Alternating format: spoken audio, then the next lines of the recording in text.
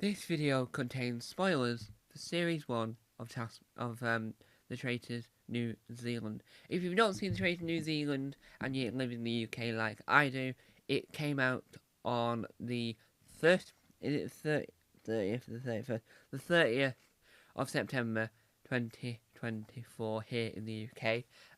It's currently available on the BBC iPlayer, or it's available weekly on BBC Three. I've seen all the episodes, so this video will contain massive spoilers due to the fact that I'm over the moon of it still. I watched it yesterday, and still, I'm just like, this can't get any better. So, before we get into the review of whether or not the format's any good, before we get into whether or not the contestants are any good, I have to talk about this.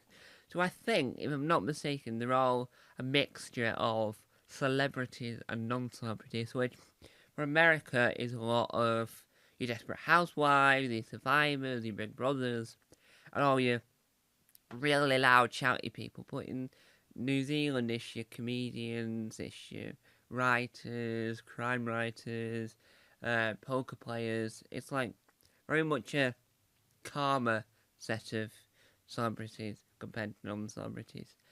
So I have to mention this so that it doesn't look like I'm being biased, because there's a possibility that could have happened in my review anyway. So, in this series, for the very first time, we have Justine Smith, Matt Heath, and Sam Smith.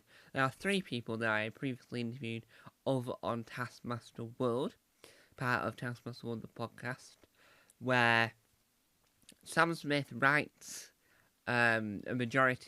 a few tasks for Taskmaster New Zealand, Australia, and Australia. Two different things. And Justine and Matt, so Justine Smith and Matt Heath, were both we're both contestants on Taskmaster New Zealand.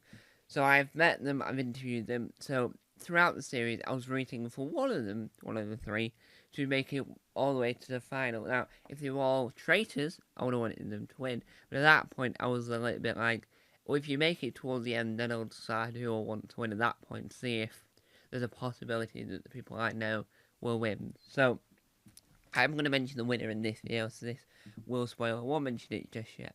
So, the format. So, I've not seen Canada yet, or the English language ones. So, I don't know this for a fact, but in the UK, we've got a castle, as well as America. In Australia, we have a hotel. And in the first, because I googled it to find out where the location was, because it looked like the New Zealand Taskmaster house, but then it turns out Series 2 it's also set in a castle, but Series 1 was in a lodge. I've not seen Series 2, so I can't confirm, nor deny whether or not they're actually in a castle or not for Series 2, but for Series 1, they're in a lodge. I don't really know what a lodge is, so I can't explain that. So, the format. The format was the exact same, like most versions other than American, due to the fact that they filmed the American and the British ones at similar times. With the Australian and New Zealand version, these are completely original challenges, right? I think my favourite challenge from this series, other than the final challenge, which was absolutely hilarious, but we'll get on to that later, I think my favourite overall is the one where Paul Henry is the host of this version. He kidnaps the potential murderers, as in the potential people that were gonna get murdered, and they had to kill one person anyway. So the traitors said, "Who do we want to?" It's like in the UK version, they put them in the dungeon. It's like that when they put them in an outhouse, and they had an hour to find their fellow faithfuls or traitors, depending on who they are. So the challenges were quite different, which is always good. The format was the exact same. I just don't understand how a hotel and the lodge have a round table that looks medieval, like you would see in a castle.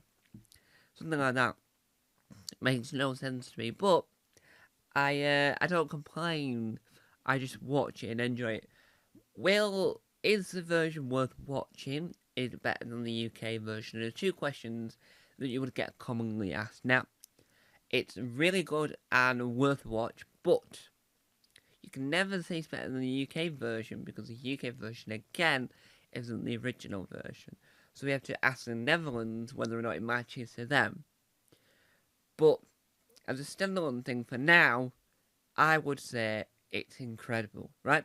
Not just because of Matt Heath, Justine Smith, and Sam Smith.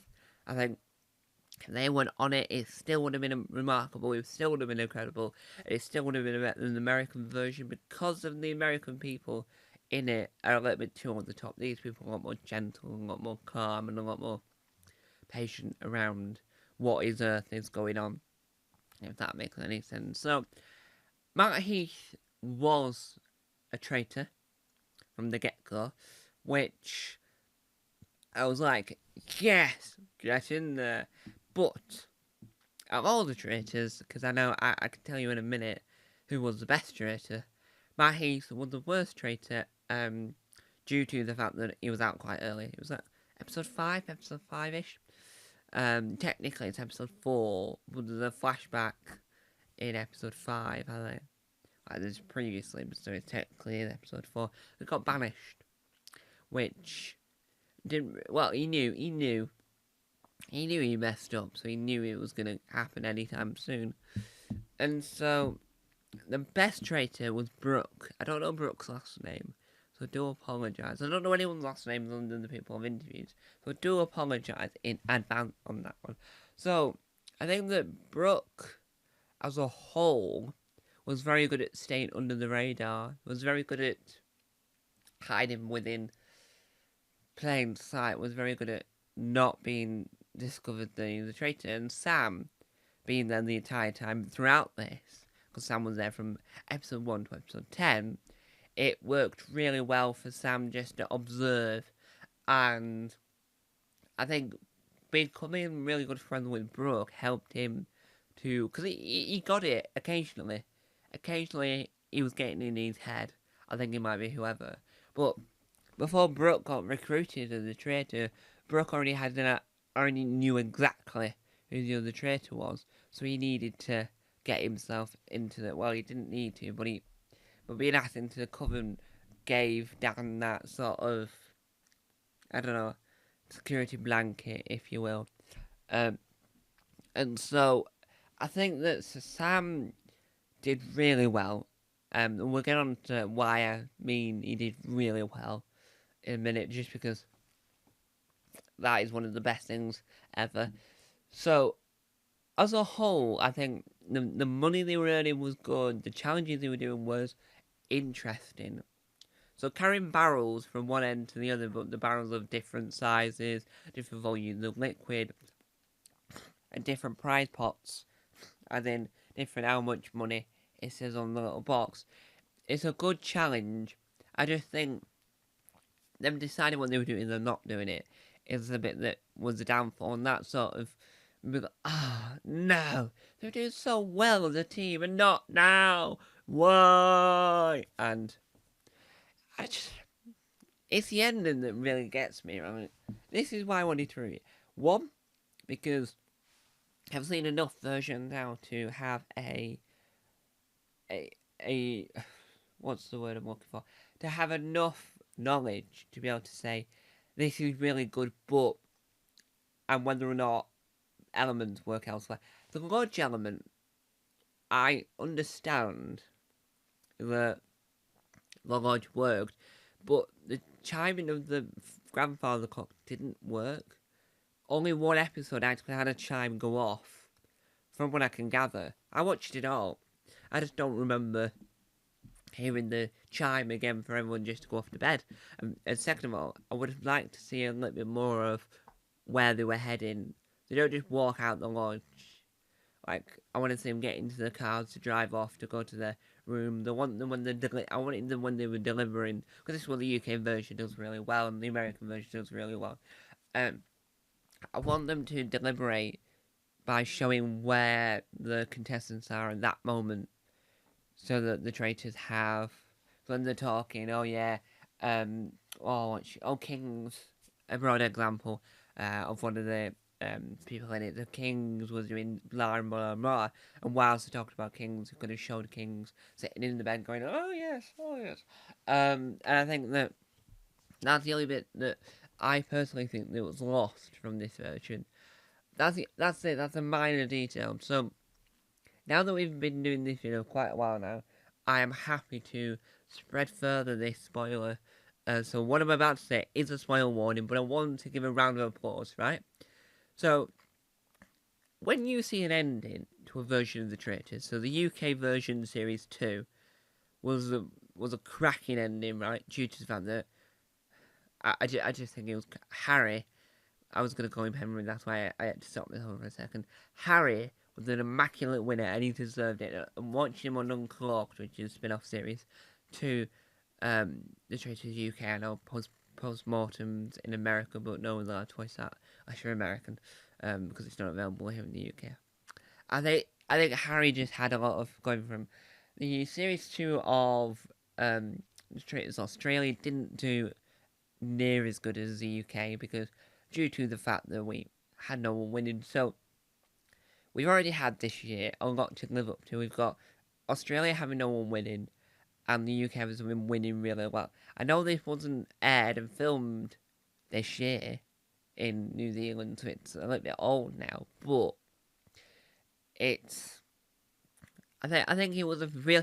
It was one of those things where in the final round table when they're outside and they've got the little smoke chemical things to change the colour of the fire. At that point that if they want to win, they need to get.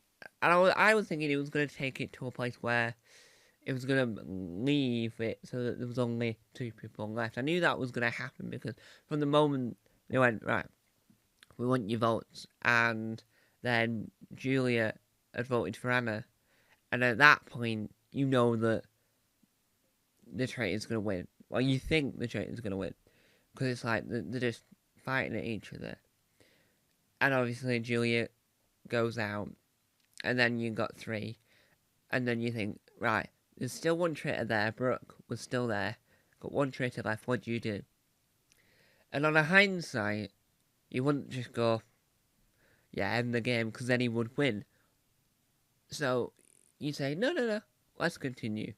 And Paul Henry, who is a really good host, but I do think the Australian Roger is better, but I think Alan Cumming the better host than them 2 combined, but I think Cordy is really good at doing the UK version, and it suits her personality. Anyway, so you then get this excitement going, please be Sam. And there's many reasons why I want it to be Sam. One, I've interviewed him, and he's really nice, and he deserves this win too. He's been cracking throughout the competition. He was amazing. He helped win the money, and I didn't mind if he split it with Anna, because Anna was equally as good. Them 2 were a good team together. So you sit there and you go, right, come on. They vote out Brooke. Yeah! Woo! And they both win 30 grand each, right? And that's incredible. Well, there's probably extra at the end of I can't remember, but that is incredible. I want to say, whilst I'm doing this review, before I say the funniest thing that Sam's ever done due to the fact that it was more off-putting to Sam than anyone else. Well done, Sam Smith. You deserve that win. The New Zealand version is cracking. I can't wait to watch Series 2.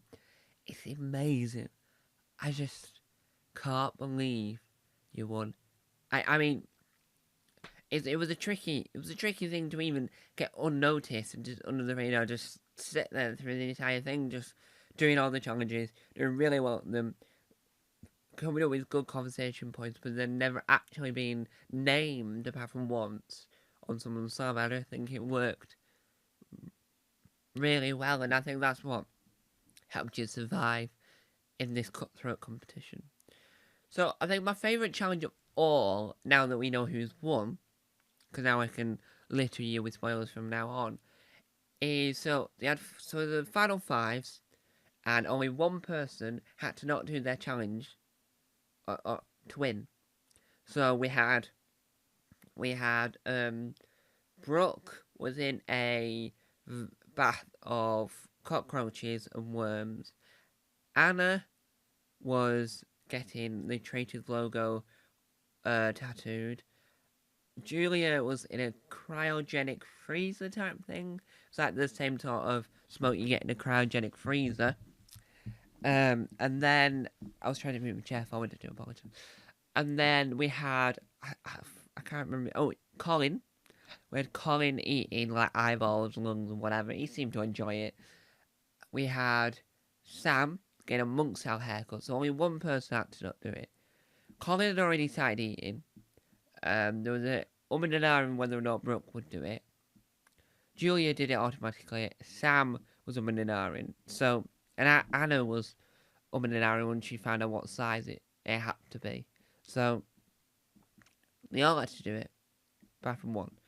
Anna said, no, I'm alright. The monk hairstyle was absolutely hilarious because then for the rest of the episode, Sam had to wear the hat. This like really, really large hat on his head, which really worked well. So I think overall, my favourite contestants from this series are as follows. Anna. As follows in no particular order. Anna. I think. I'm trying to think now. I'm trying to think now who I generally believe. So it's Anna, Justine, Matt. I don't know Anna's last name, so I'm not going to say anyone else's last name. Anna, Justine, Matt, and Sam were my 4 favourites.